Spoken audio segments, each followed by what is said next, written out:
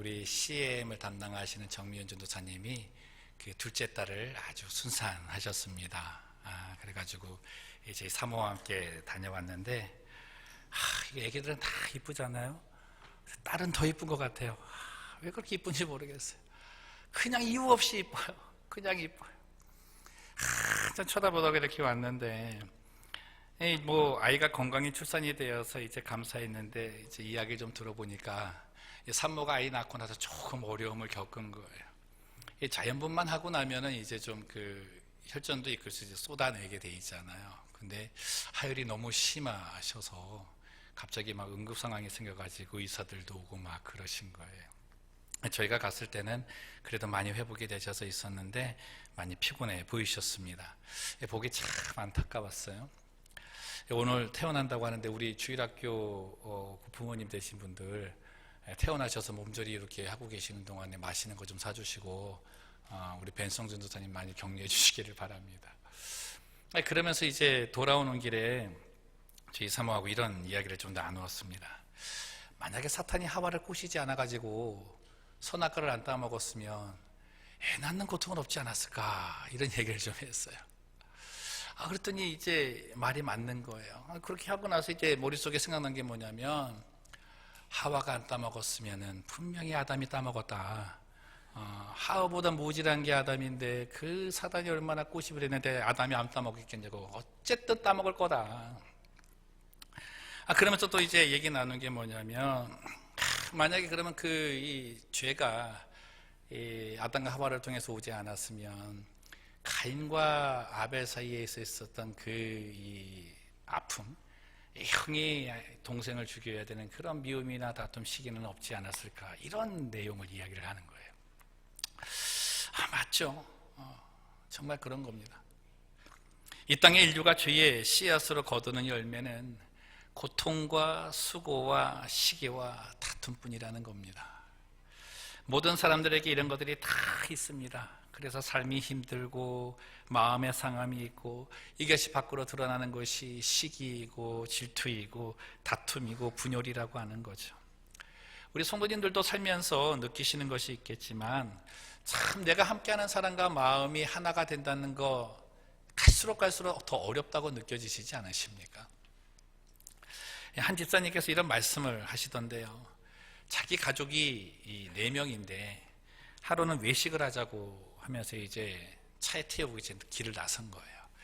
이제 아빠가 얘기하는 거죠. 자, 오늘 뭐 먹을까? 그랬더니 엄마는 일식, 아들은 양식, 딸은 샐러드, 자기는 한식. 다 다른 거예요. 그래도 이제 가면서 이제 마음이 좁혀질 줄 알고, 그래도 이제 요번에 뭐 먹을까 했더니 이게 뭐 서로 전혀 양보가 없는 거예요. 시간이 가면 갈수록 목소리가 막 커지니까 결국은 어떻게 되겠습니까? 집밥을 먹게 됐죠. 집밥을. 컴백홈했어요. 그러면서 그러시는 거예요. 목사님은 이 한 가정 4명도 하나 되기 어려운데 어떻게 남북 통일이 이루어지겠냐고. 불가능할 거로 그렇게 얘기를 하는 거예요. 맞지 않습니까?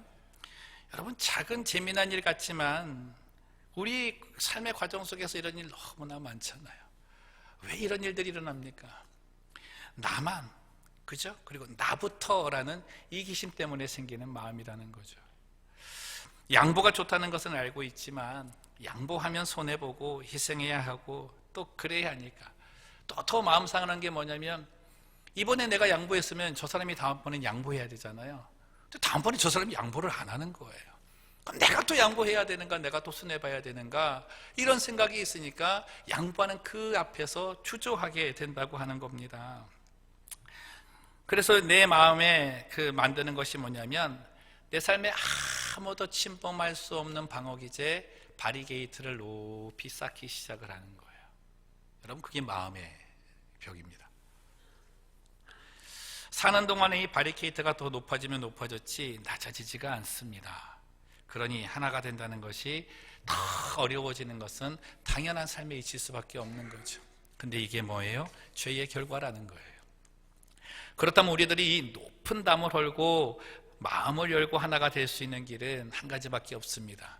우리 안에 이 죄성이 사라지면 되는 거예요.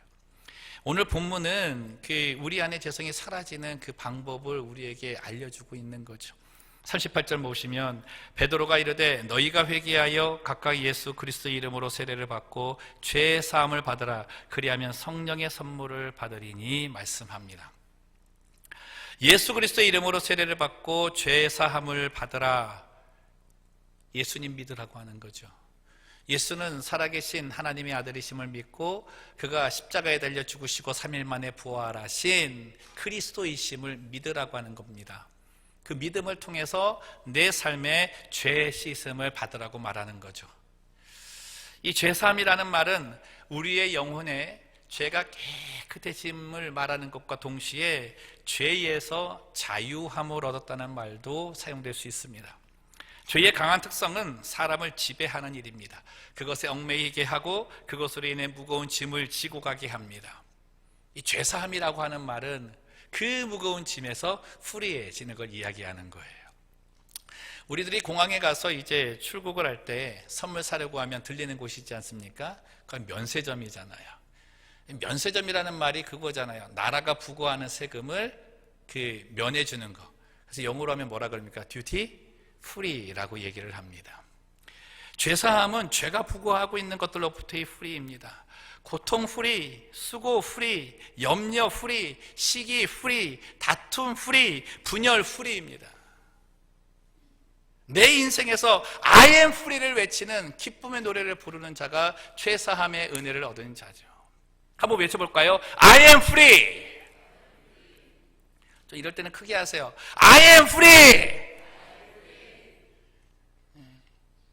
거기서 자유하시는 거예요. 거기서 자유하시는 거예요. 죄사함이라고 하는 것은 그런 곳에서 자유하시는 거예요.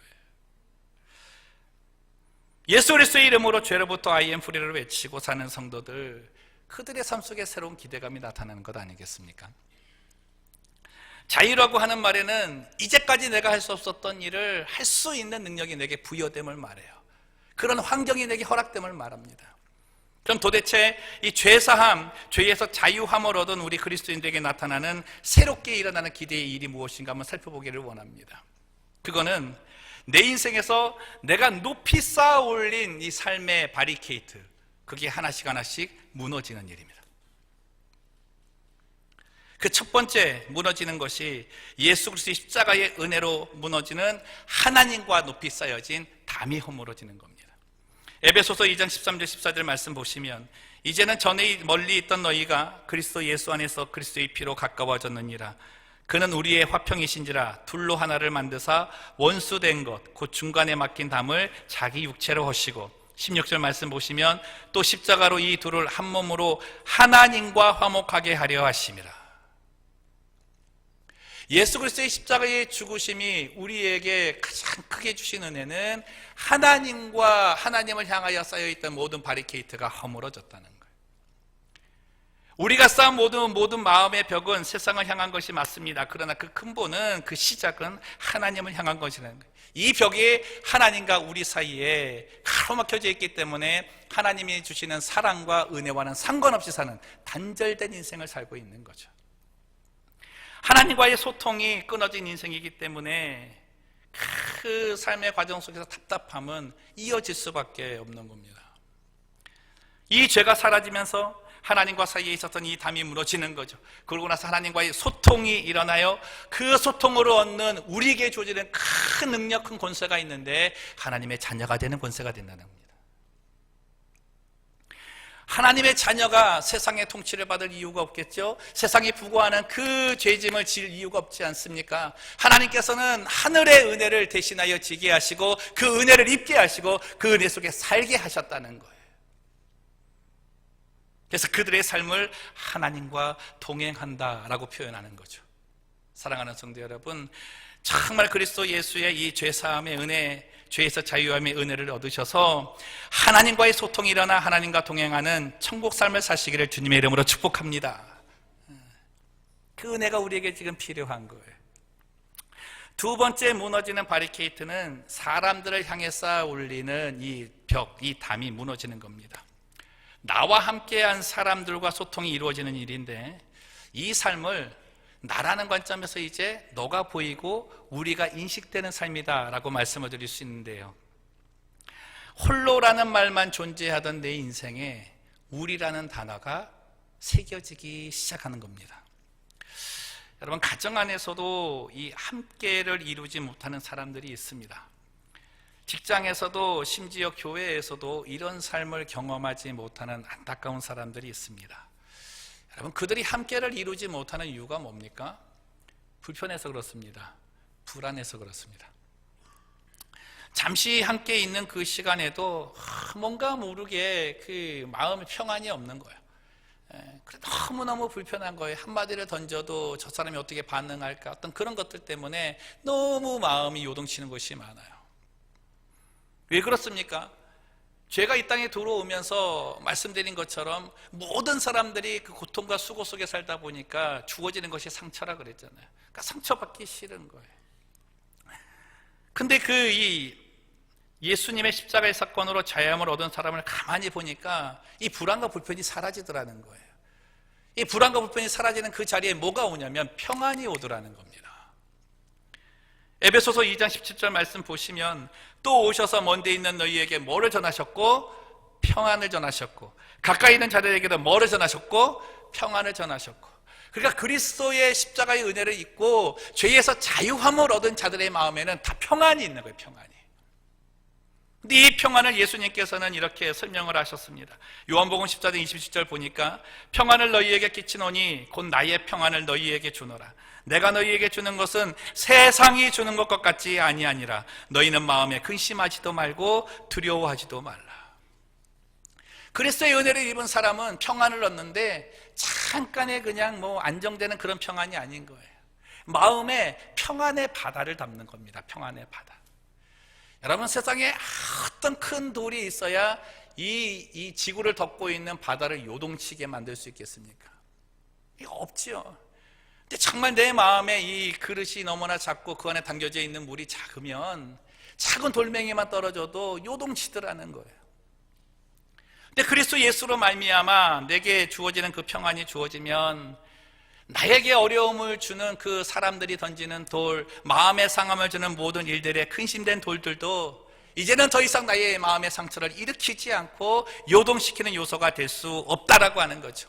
오히려 그 상처 주는 일들, 그 상처 주는 그 사람들을 그 마음으로 안을 수 있는 삶의 여유까지 갖게 된다는 겁니다. 여러분, 이게 마음의 평안의 바다를 가진 자예요. 사랑하는 성도 여러분, 축복합니다. 여러분들의 마음이 평안의 바다가 되시기를 주님의 이름으로 축복합니다. 그 자유함이 있을 때에 소통이 일어나고, 그 자유함이 있을 때에 수용이 일어나고, 용서가 일어나고, 페품이 나타날 수 있는 거죠.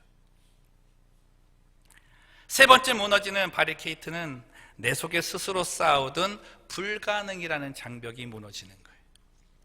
이 벽은 인생의 도전의 상황에서 시도도 해보지 않고 무릎을 꿇게 만드는 벽인데 세상을 너무 두려워하기 때문에 생기는 겁니다. 여러분, 감옥 생활을 오래 하다가 형량을 마치고 나온 분들이 이 교도소 문을 탁 열고 이제 나올 때 있잖아요. 그때 숨을 크게 한번 내쉬어요. 그러고 나서 어떻게 해요? 이제 나 자유다. 그러죠. 이제 살 것 같다 그럽니다. 그러나 하루 이틀 이렇게 지나고 나서 이 자유함의 기쁨이 사라져요. 뭐로 바뀌냐면 두려움으로 바뀝니다. 어떤 두려움이겠어요? 오랜 기간 동안에 감옥 생활을 하다 보니까 감옥 생활에 젖어 있잖아요.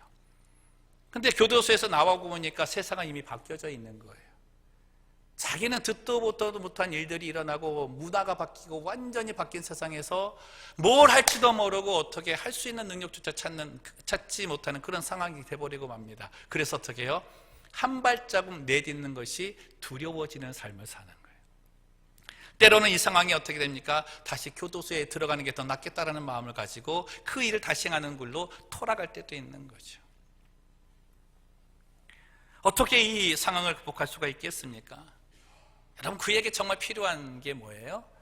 변화된 그 세상, 정말 도전되어져 오는 그 세상을 살아나갈 도움자만 있으면 그가 살 수 있는 것 아닙니까? 어떻게 살아갈 수 있는 방법을 가르쳐주고 그들에게 능력을 심어주면 그와 함께 그 일을 겪어나가면서 삶을 살게 해주지 않겠느냐는 거예요.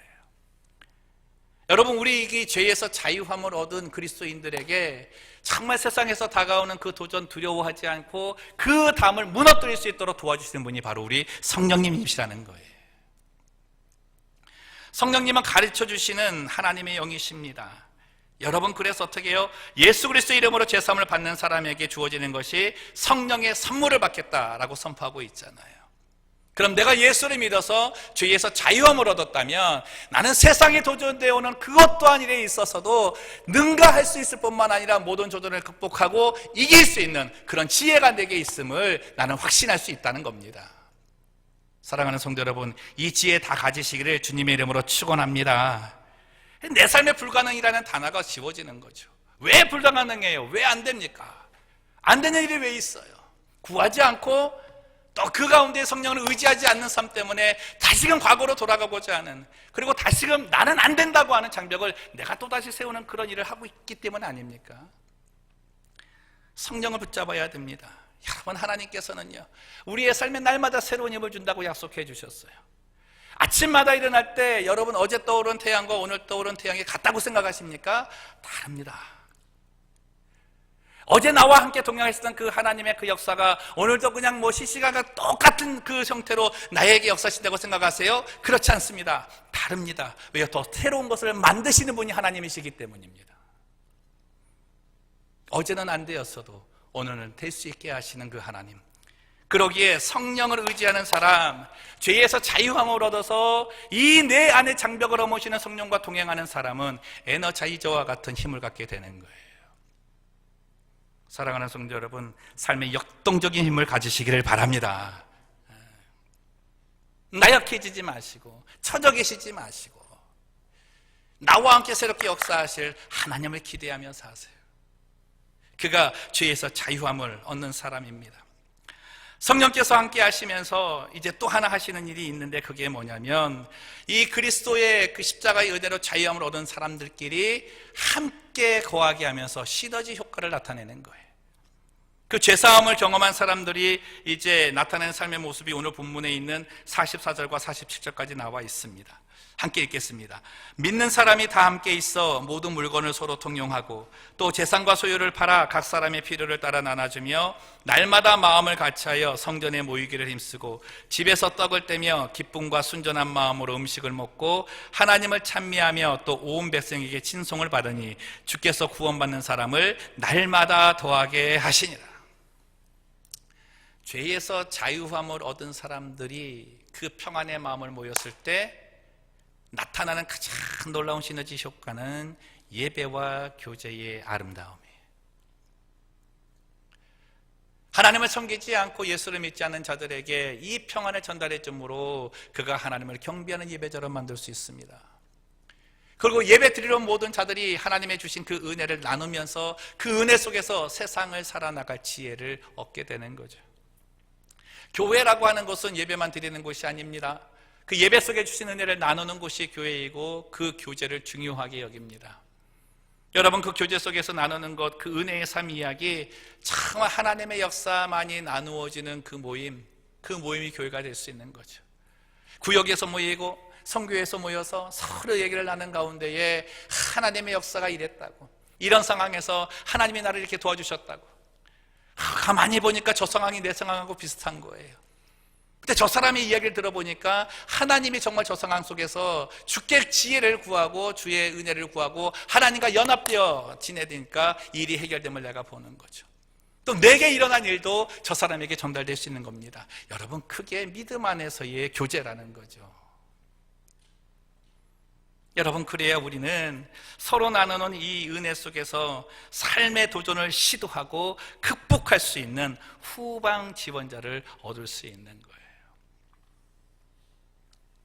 이 일들이 예수 그리스도의 십자가의 은혜로 이루어진 죄사함, 죄에서 자유함을 얻은 성도들의 기쁨이 될 수 있습니다.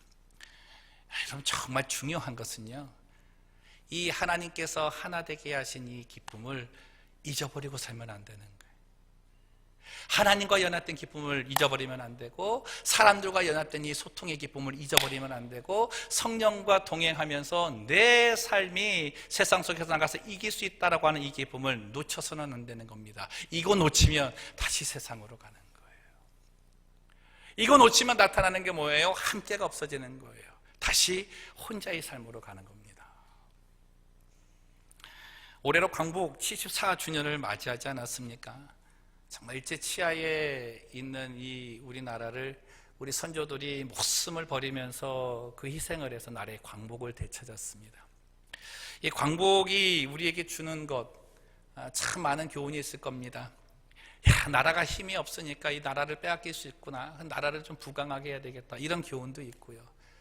정말 다른 나라의 지배에서 살다 보니까 이게 이렇게 어렵구나라는 생각에 이 자유의 기쁨이 너무나 귀하다, 이런 것도 얻었을 것입니다. 근데 저는 이 광복을 가만히 생각해 보면서 가장 크게 우리가 배운 것이 뭐냐면 함께라고 하는 거죠. 일본에 우리나라를 빼앗길 때가 어떤 때입니까? 뭐 국력이 나약하고 뭐 부강하지 않아서 그랬습니까? 그렇지 않았습니다. 나라를 다스리는 사람들이 우리가 아니라, 함께가 아니라 나 살기 위해서 애쓰며 살았기 때문에 그런 거 아닙니까? 서로가 당론을 가지고서 다투기 시작을 했고, 어떻게 하면 더 이익을 얻고자 하는 그 마음을 두다가 나라까지 팔아먹은 거잖아요. 여러분, 광복이 주는 것이 뭐예요? 그 사람들을 그냥 다시 마음을 모아가지고, 자, 우리 함께 힘을 모아서 나라를 세워야 된다고. 예전에 그렇게 잘못되는 사람들도 마음 모아가지고 다시 세워야 된다라는 함께를 가르쳐준 것이 이 광복이라는 겁니다. 여러분, 근데 광복 이후에 우리나라가 지금까지 겪고 있는 이 아픔의 과정을 보세요. 다시 돌아가는 것 아닙니까? 혼자 살면 편하다고, 나만의 어떤 즐거움, 나만의 어떤 그 기쁨, 만족을 추구하며 살고자 하는 그 삶이 너무나 자연스러워져서 살고 있잖아요. 여러분, 진정한 광복은 홀로라는 생각에서의 해방이에요. 혼자만이라는 생각에서의 해방이 진정한 광복이 주는 우리의 교훈이 될 수 있는 겁니다. 최근에 이 한국에서 벌어지는 일이 참 우리 답답하기도 하고 화도 나고 그러잖아요. 일본이 그 한국의 수출 규제를 통해서 참 나라가 진짜 뭐 굉장히 시끌벅적해요. 이제 뭐 반도체를 만드는 원자재를 수출하는 거를 이제 그 규제를 하다 보니까 이제 한국 경제가 어려워질 수 있겠다는 그런 위협을 준 거죠.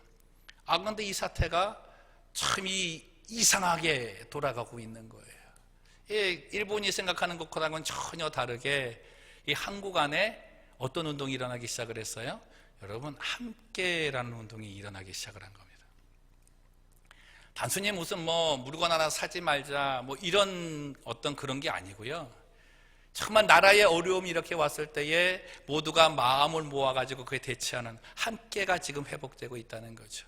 정말 고무적인 사실이 뭐냐면 이 불매운동에 나서는 그 층들이 20대, 30대들이라는 거예요. 지난번에 말씀드렸잖아요. 요즘의 그 세대들은 머릿속으로 이해가 되지 않으면 움직이를 않고 마음에 합리적이지 않으면 실천을 안 하는 세대라고요. 그리고 나오는 대로 표현하는 세대인데 20, 30대는 일제시대를 경험해보지 않은 사람들입니다. 다른 나라의 식민지 생활이 뭔지도 모르는 그들이 나라의 아픔을 내 아픔으로 여기고 그 나라의 아픔을 건드리는 자들에 대해서 함께 마음을 모아서 대적해 나가겠다는 거예요. 그 힘이 대단하더라는 거죠. 여러분, 더 놀라운 게 이 국내에 굵직굵직한 이 기업들이 있잖아요. 뭐 S기업도 있고 L기업도 있고 뭐 그렇게 있어요.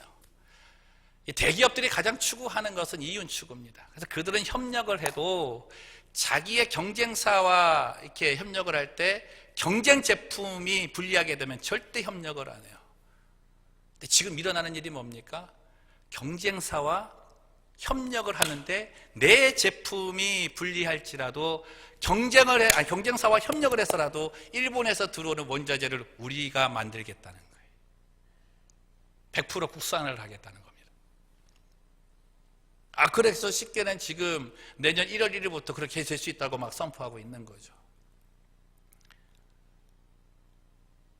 자본주의 사회에 있어서 가장 그 유익이라고 한다면 개인 사유재산의 보호겠죠. 노력한 만큼 얻을 수 있는 겁니다. 그러나 이 자본주의의 가장 큰 폐단은 뭡니까? 물질 만능주의로 바뀌는 거잖아요. 물질 만능주의가 낳은 것이 이 시대의 이 성경에서 말하는 패역한 세대 아니에요. 나만을 위해 사용되고자 하는 물질을 추구하지 우리를 위해서 물질 만능을 추구하는 세대는 아니라는 거죠. 그러나 정말 이 독립운동을 주되게 이끈 이들이 기독교인들이라는 것이 참 의미가 깊은 거예요. 그들이 말하는 것은 진정한 자유가 홀로 하는 것이 아니라 함께 마음을 모아서 나라를 세우고자 하는 그 가운데에 하나님께서 나라를 용서하신 그 사랑으로 그 나라를 팔아먹은 자들까지도 용서하고 안아서 가겠다라는 그 마음 가지고 한 거잖아요. 여러분, 그래서 그 함께 안에 사랑이 있고 용서가 있고 용납이 있는 겁니다. 저는 근본의 체육제를 통해서 우리 교회 포틀랜드 영락교회 모든 성도님들이 이 함께의 은혜를 나누면 좋겠습니다. 오늘도 이제 청팀 백팀으로 나눠져 가지고 이제 옷 갈아입고 이렇게 하는데 여기서는 막 하하거리고 갔다가 거기 가자마자 막 눈이 뻘게 가지고 그 쌀 하나 타겠다고 쌀 라면 그냥 다 줘도 되죠. 근데 게임하다 보면은 그 출발선에서 발 하나 나갔다고, 저기 발 나갔다고 막 이러고. 게임하다가 그냥 어깨 손 놓쳤다고, 저기 손 놓쳤다고 반칙한다고 막 이러고. 그러지 마세요. 얼마나 쌀 갖고 싶으면 저럴까 그 마음 가지고 그냥 가지라 그러세요. 가지라. 정말 이 체육들을 통해서 우리가 위인하는, 우리 모두 전체가 위너가 되는 거는 나와 함께 저렇게 같이 그 즐겁게 경주하는 그 사람이 내 기도의 동력자라고 하는 거예요. 내가 어려울 때 나를 위해서 기도해주는 기도의 동력자이고 저가 어려울 때 내가 그 기도해 줄 수 있는 기도의 동력자로 발견되는 게 오늘 체육대회의 가장 큰 의미라는 겁니다. 여러분, 옆 사람에게 한번 인사해 보시죠. 당신은 나의 기도의 동력자입니다. 정말 그러세요? 이름도 모르고 얼굴도 모르고 그러고 사는 가운데 1년을 보내시는 그런 교회 생활하고 계시지는 않습니까? 아니에요. 근본에 이렇게 20, 30대가 이 일본 불매운동 하면서 이 슬로건을 걸더라고요. 1919년에 독립운동은 못했지만 2019년에 불매운동을 한다.